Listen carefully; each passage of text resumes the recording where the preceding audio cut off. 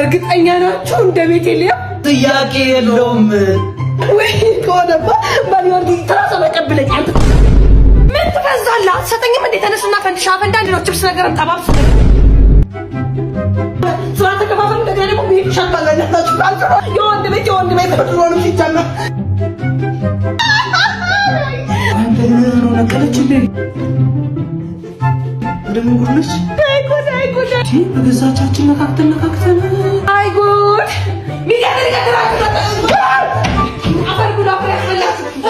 በዚህ አይነት ማብረን አንቀጥልም። ትሰማላችሁ? ጓዛችሁን ታግላችሁ ነው የምትወጡት።